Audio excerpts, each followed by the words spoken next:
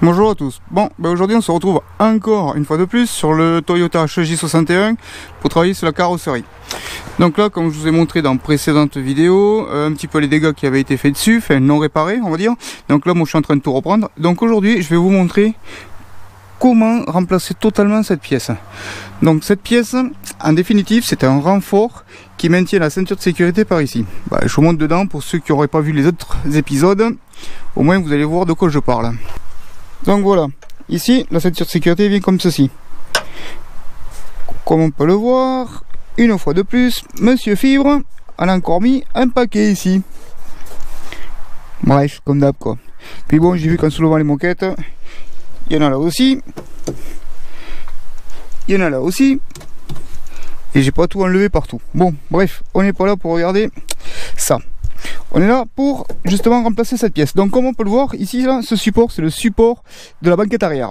Donc ce qu'on va faire, c'est que aujourd'hui, je vais vous montrer comment dépointer une pièce. Alors je vais vous montrer de plus près pour que vous puissiez comprendre. Vous voyez, ce sont des pièces qui sont rapportées sur la carrosserie d'origine. Bon, ça aussi c'est une pièce d'origine forcément. Donc ici vous voyez des petits trous là. Ici là, hop là, on ne doit pas y voir grand chose, ou je sais pas, bon bref, on verra. Ici aussi vous en avez un. Hein. Et vous en avez d'autres qui sont cachés sous la fibre. Voilà. Donc de l'autre côté, vous voyez, on en voit ici aussi, de ces points là, ici, ici, ici. En fin de compte, ce sont des pièces. Donc en fin de compte, ce sont des pièces qui sont soudées par points, rajoutées sur la ferraille d'origine, par exemple, pour un renfort.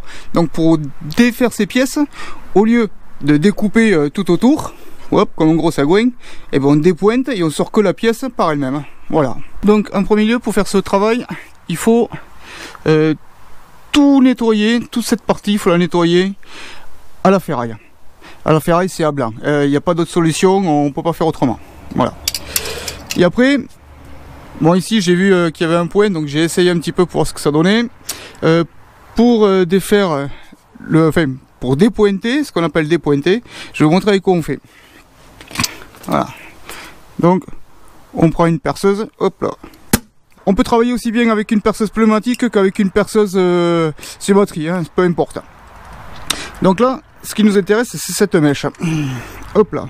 Elle est un petit peu différente des mèches de quoi s'appelle des mèches à fer, puisqu'en fait de compte, elle est un petit peu comme les mèches pour le bois. Il y a une petite pointe ici au bout, tac, ce qui permet de pouvoir bien centrer dans le trou et après forcément de dépointer, de creuser.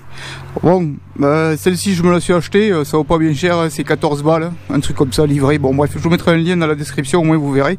Je vais vous montrer comment dépointer ça et refaire cette pièce. Vous avez vu ici, il y a plein d'aspérités. Bon, je vous montre au fur et à mesure. Donc là, ce que je vais faire, c'est que je vais toute la poncer pour la faire revenir à blanc, pour voir où c'est que sont les trous de pointage, pour pouvoir justement dépointer avec la mèche. Bon voilà, c'est un petit peu gratté, donc on gratte juste pour pouvoir voir où c'est que sont les trous des pointages. Donc là, pour vous donner un ordre d'idée un petit peu, on en a un ici, ici je suis pas sûr, on en a un là, un ici, un ici, un ici, un ici, ici, ici, là, là, là et là. Je crois que même il y en a un petit peu au-dessus, mais ça je verrai tout à l'heure. Donc là le but maintenant il va être de percer avec cette mèche, justement pour pouvoir défaire pour pouvoir dépointer. Alors attention, par contre il ne faut pas percer trop profond parce que sinon vous allez complètement traverser. Donc le problème c'est qu'après pour ressouder ce morceau de tôle qu'on va enlever, ça va être compliqué. Donc le but est de pouvoir percer la ferraille sans aller trop loin. Mais ça de toute façon vous verrez qu'on voit au fur et à mesure qu'on perce la tôle et par derrière comment ça se passe. Donc là je vais le faire avec la perceuse qu'on s'appelle sans fil.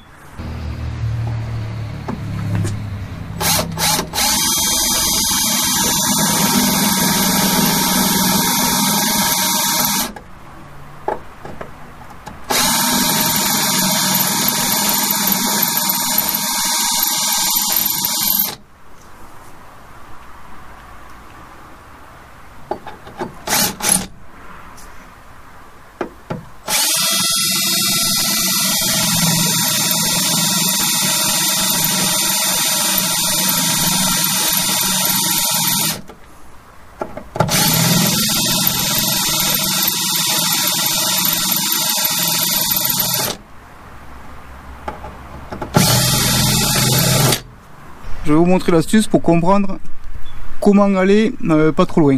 Donc en fin de compte, si vous voulez, comme ce sont deux tôles l'une par-dessus l'autre, celle-ci est rapportée par-dessus celle-ci, donc ça fait qu'il y a un espace entre les deux tôles.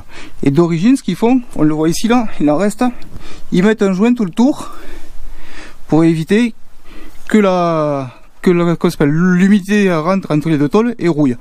Mais au fil du temps, les joints se pourrissent, tombent, et forcément l'humidité rentre et ça fait de la rouille. Donc entre ces deux plaques, c'est pour ça que ça rouillait derrière, hein. Entre ces deux plaques il y a de la rouille.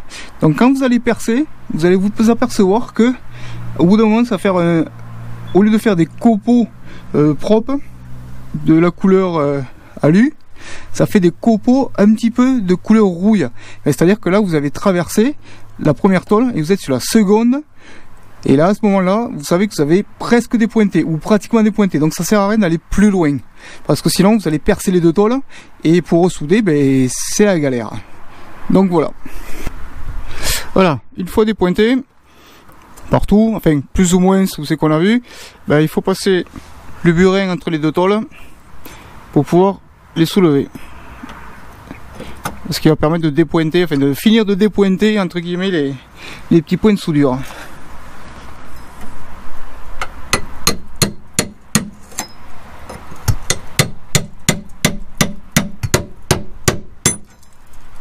Ouais, comme vous pouvez le voir, forcément vu que tout est rouillé, hein, ça saute tout seul. Il n'y a pas de secret. Hein. Donc là maintenant, ce côté, il faut prendre cette partie ici, derrière, pour pouvoir faire sauter au fur et à mesure. Parce que de ce côté, on n'a pas trop de place et on a trop d'angles pour pouvoir le faire soulever.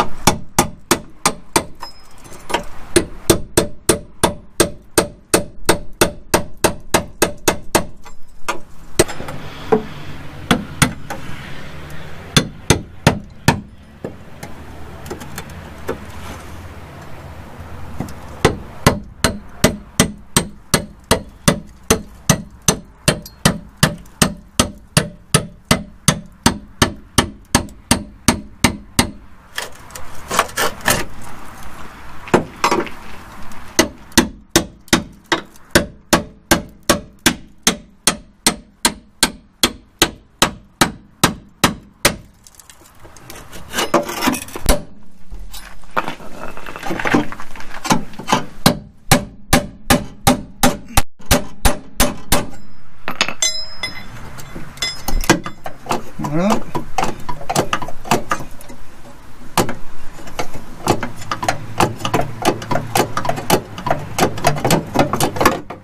Voilà. Allez.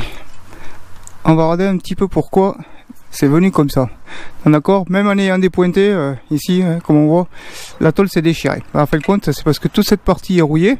Et puis derrière, hop, regardez, je vais enlever par l'intérieur et vous allez voir. Miracle de la fibre de verre. Voilà. Donc forcément, cette partie, ben, vous pouvez pas tenir. Bon, maintenant, passons un petit peu à l'analyse de ce qu'il faut faire maintenant pour récupérer l'histoire propre. Bah, de toute façon, il n'y a pas 36 solutions. Il faut découper la tôle ici. Voilà. Ça, il faut tout reprendre. Ça a complètement rouillé. Il faut reformer la pièce complète. Il n'y a pas le choix. Donc, d'une part, il va falloir réparer celle-là de tôle. Hop là. Avec le morceau qui vient comme ça. Ah, il va falloir réparer celle-là. Réparer celle-là. Donc bon, bah là on va découper, on va gratter. De toute façon c'est simple, ce que je vais faire, je vais vous montrer. Là, je vais découper ici.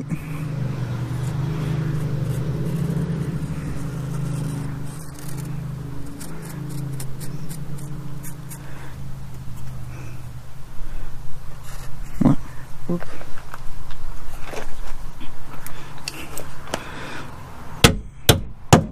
Ça c'est mort. Découper ici. Ah bon, hop là, comme ça. Comme ça. Et ici. Toute cette partie là, il faut la gratter jusqu'à l'intérieur ici là. Pour pouvoir récupérer un truc plat. Il faut récupérer ce support là. Justement pour pouvoir le remettre sur la tôle qu'on va ressouder. Voilà, ce que là je vais faire, c'est que je découpe le morceau, puis je reprends après pour vous montrer un petit peu.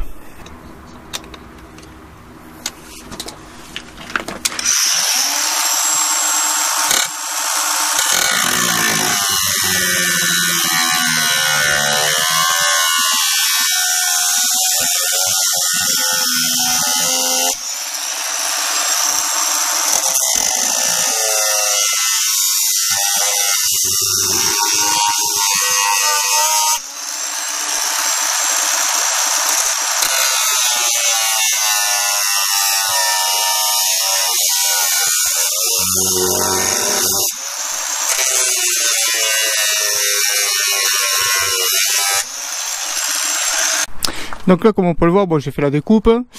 Ok. Donc, chose qui est bien, c'est que ça, c'est la partie qui vient à l'intérieur, comme ceci. Ce qui est bien, c'est que la partie, elle est pas pourrie, ici. C'est juste la tôle extérieure qui est morte. Donc là, pareil, vous avez vu ici, là, il y a des points, tac, tac, tac. Ici aussi, ici aussi, ici aussi. Il va falloir dépointer pour enlever cette tôle de merde. Et justement, celle-là, la refaire nickel propre pour pouvoir la repositionner après à l'intérieur. Bon, donc là, comme on peut le voir ici, le plancher il est là, d'accord, il descend ici, et puis par dessus il vient l'autre morceau de tôle, donc ça fait que comme on voit ici il y a encore des points, donc là il faut meuler jusqu'à la ferraille justement pour qu'on puisse retrouver une tôle propre ici. Bon, je fais tout ça propre et je vous reprends après. Bon voilà, comme on peut le voir, j'ai tout gratté, enfin tout. Donc je refais ici les bords pour faire propre. Et ici, comme on le voit, hop, attendez, parce qu'avec le contre-jour, voilà. Donc ici on voit la tôle extérieure, et ici c'est la tôle intérieure. Donc là, je vais remettre une tôle qui part du bas ici, complètement fermée, et par-dessus, je viendrai remettre la tôle d'origine ici, soudée, pour justement refaire le renfort. Et à l'intérieur, je viendrai souder le support de la banquette arrière, donc ce qui donnera ça ici. Donc voilà pourquoi on se retrouve avec deux tôles de chaque côté, pour pouvoir rigidifier le morceau justement, et pour pouvoir éviter que les ceintures s'arrachent ou autre chose. Tiens, petite info. Pour celle-ci là de tôle, pour la dépointer, c'est simple, hein, on s'embête pas avec la truc à dépointer, on y met carrément un coup de mèche normale, de part en part, avec le burin, on décolle ici le morceau et tac. On fait ici avec les mèches à dépointer, justement pour généralement garder un morceau de tôle, pour pouvoir y ressouder dessus. Mais bon, on l'a vu que la tôle, c'était ça, on peut pas se permettre de garder ça, donc c'est pour ça que je repars sur une tôle neuve. Mais la mèche à dépointer normalement ne sert qu'à enlever la première tôle et à garder l'autre par derrière, et puis justement à ressouder la tôle dessus. Donc là on est de l'autre côté, côté gauche, pour vous montrer comment c'est fait normalement le mouvement ici. Donc là on voit bien que c'est galbé, et ici ça devient plat, ici là, clac, et puis là ça fait un galbe comme ça, tac. Donc ce galbe il faut qu'on le rattrape de l'autre côté. Hop, de notre côté ici, on le voit que le galbe, il y a un tout petit peu, mais ici on le voit bien là que ça y est plus ou moins ici comme ça là. Tac, mais ici il a été tout gondolé puisque il y avait de la fibre de verre par dessus, puis quand j'ai frappé au burin, forcément c'est un petit peu abîmé. Donc là pour le rattraper c'est tout simple, hein. On va prendre la cale ronde avec le marteau pour aplanir, ici là, celui-ci. Donc normalement il faudrait un marteau à aplanir. Ceux-là ils sont un petit peu bombés, ils sont pas assez plats, mais ça va le faire quand même. Voilà. Ce côté est un petit peu plat aussi, voilà. Donc je vais vous montrer comment on fait pour récupérer ça. Alors comme on peut le voir, ce qu'on veut faire, c'est qu'on veut le faire arrondir dans ce sens. Donc pour ça, on prend la cale ronde, ici, qu'on met comme ceci. Et le but va être de frapper tout doucement, ici, pour justement redonner l'arrondi, tout doucement. Et après, il faudra reprendre une autre cale pour pouvoir lui donner l'espèce de boursouflé qui revient comme ça. Bien sûr, on ne tape pas comme un sourd et...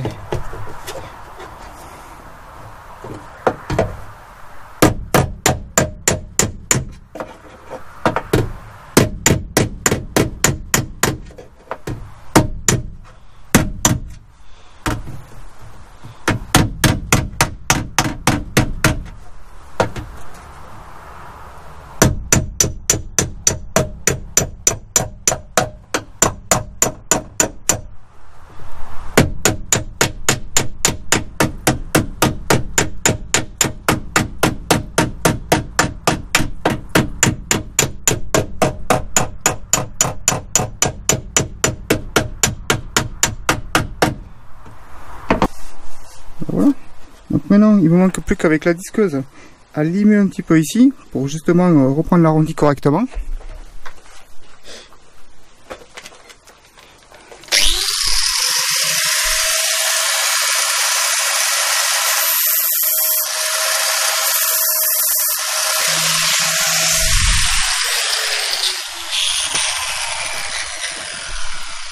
Voilà.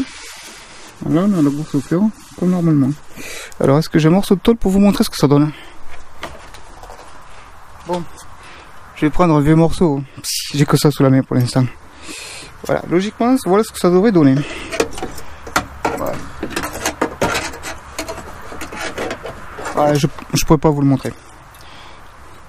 Donc voilà, une fois qu'on a refait ici chaque morceau, intérieur et extérieur, maintenant on va pouvoir passer à reformer, enfin oui, à reformer la tôle qui va venir en premier et après remettre les autres éléments par dessus. Donc là je vais vous montrer comment on fait pour former une tôle, hein.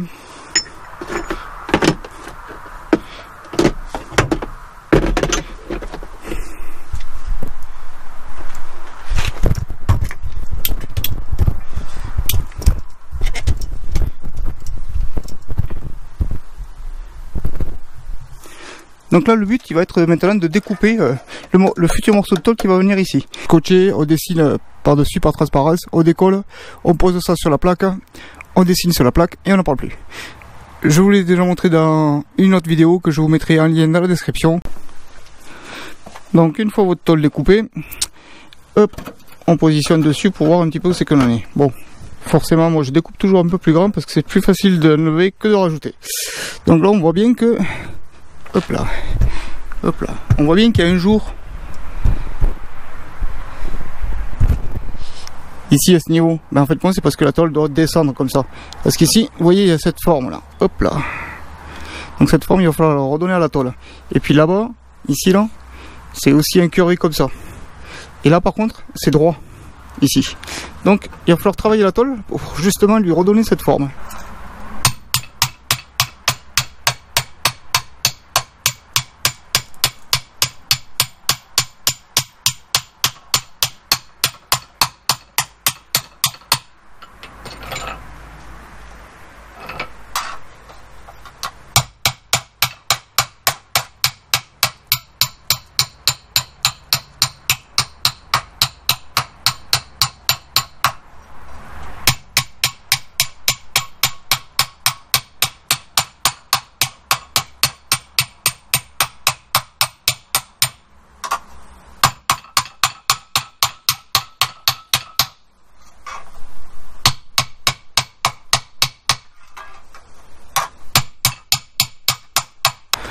Voilà, là, on voit que j'ai attaqué le creux ici. Voilà.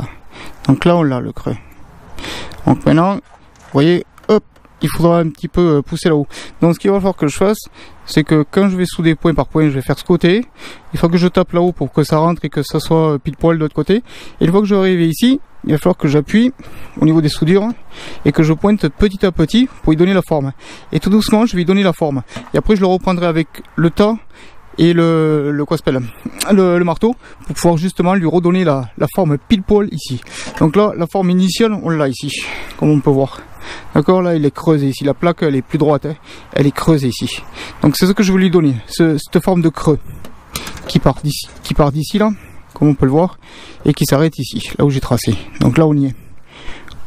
Bon, voilà, la toile est finie d'être formée.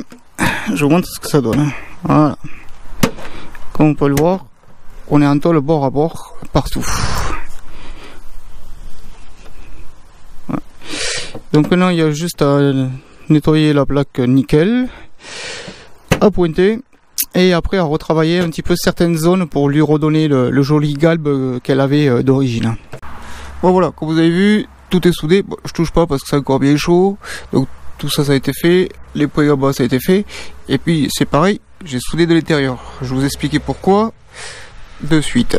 Donc comme vous pouvez le voir, ben, ici on voit bien le galbe. Donc j'ai soudé ici, ben, enfin j'ai soudé sur l'extérieur, donc forcément ça fait ici. Par contre j'ai ressoudé ici là sur toute la longueur en bas parce que ce sont des tôles qui sont l'une sur l'autre comme ceci et ils y mettent un joint silicone comme ça là d'origine. Ouais, c'est pas du silicone, hein, c'est du... c'est un joint, je sais pas ce que c'est, il faudrait que je me renseigne ce que c'est comme joint. Mais donc, c'est pour ça que j'ai soudé ici, parce qu'on voyait un petit peu le dessous. Donc par contre, ce qu'il va falloir faire, c'est que par dessous, ben, vu que les plaques elles sont jointes comme ça, il faut pas que l'humidité rentre, il va falloir que je remette un joint comme c'est fait d'origine aussi. Donc comme on peut bien voir, ici j'ai bien rattrapé la bordure. Ici on voit bien la boursouflure que j'ai faite de l'autre côté. Donc là j'ai dépointé la pièce, hop, là on est de l'autre côté, d'accord, c'est la pièce qui vient ici, c'est celle qui va aller de l'autre côté, celle-ci, c'est fait pour poser la banquette arrière, d'accord. Donc hop là, on se retrouve de ce côté, celle-ci c'est celle que j'ai dépointée de l'autre, hop, et elle va venir comme ceci, hop là, voilà. Et comme vous pouvez le voir, ici, j'ai bien fait de faire la boursouflure, puisqu'elle est, au niveau de jointure, elle est bonne, voilà. Donc il ne me restera plus qu'à souder dans les trous d'origine, ici là, hein. Hop là, et là, pour pouvoir justement repositionner correctement le support de banquette. Une fois que le support de banquette sera positionné, je ferai un trou de 10 ici pour pouvoir passer le boulon qui vient maintenir la ceinture de sécurité. Et il faut que je refasse par contre derrière de l'autre côté le support qui vient de renfort. Je vous montre. Donc c'est ce renfort qui était d'origine, qu'il va falloir que je reconstruise. Celui-là aussi, il faut que je le refasse, bien sûr. Donc c'est celui qui vient comme ceci là. Voilà. Donc pareil, une fois qu'il sera refait, il faut que je le pointe et puis voilà, il sera fait. Donc là ce que je vais faire, c'est que je vais poser toutes les soudures, intérieures et extérieures, et je vous reprends après pour vous montrer comment on fait pour récupérer les galbes ici propres, parce que là c'est galbé un petit peu mais dans le mauvais sens, c'est pas plat. Donc il faut que je retrouve le galbe correct d'origine pour justement vous montrer comment on fait pour le rattraper. Donc je pose tout ça, je le fais propre et je vous montre après. Donc voilà, tout est meulé, intérieur, extérieur. Hop, je vous montre un petit peu vite fait comment on fait pour rattraper un petit peu certains défauts. Donc là c'est avec ce genre de colle qu'on rattrape, c'est-à-dire pour ici là il faut que je fasse du plat. Donc en fin de compte c'est simple, on tient hop de ce côté, hop, on tient la colle de ce côté comme ceci, et avec le marteau tout doucement.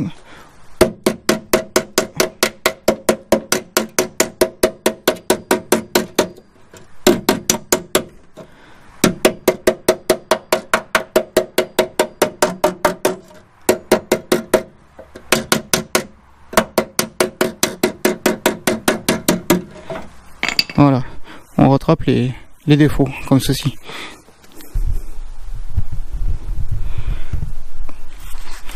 Voilà ce que ça donne. Hop, au niveau de l'arête. Voilà. Donc c'est ici qu'il y a une superposition de tôle et qu'il va falloir que je mette du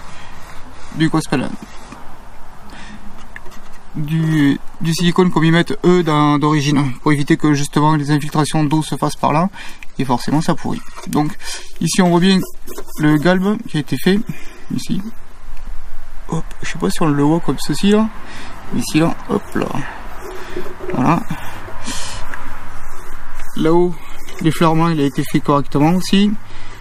Voilà, je vais vous montrer ce que ça donne de l'intérieur. Voilà. Voilà ce que ça donne de l'intérieur. Donc ici on voit bien que là c'est plat comme c'est normalement. Ici ça devient galbé, ça descend droit.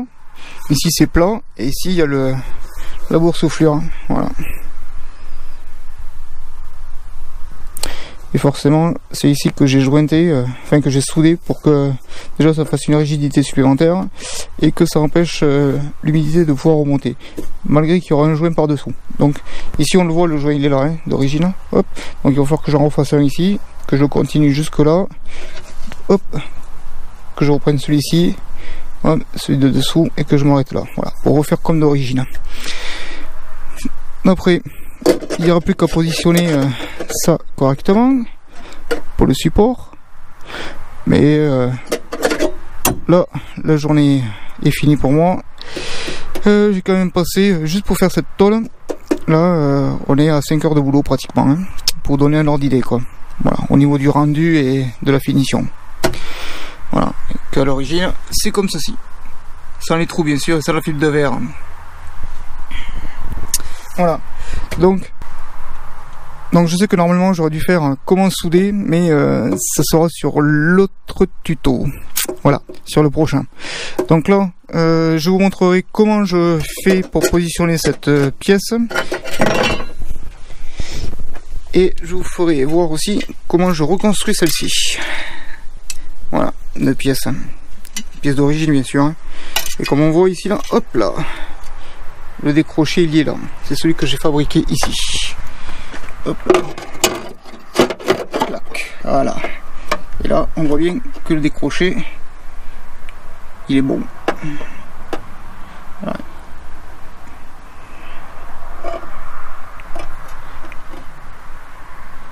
Donc on va se retrouver avec une pièce. Donc on va se retrouver avec une pièce d'origine refaite à neuf. Ce qui est déjà pas mal. Donc je vous montrerai dans le prochain épisode comment on reconstruit cette pièce et comment on fait pour souder l'autre et comment on repositionne tout et comment on fait pour souder point par point. Et je vous montrerai ce coup-ci comment on fait pour régler le poste et puis souder point par point ces trucs là quoi. Voilà, bon.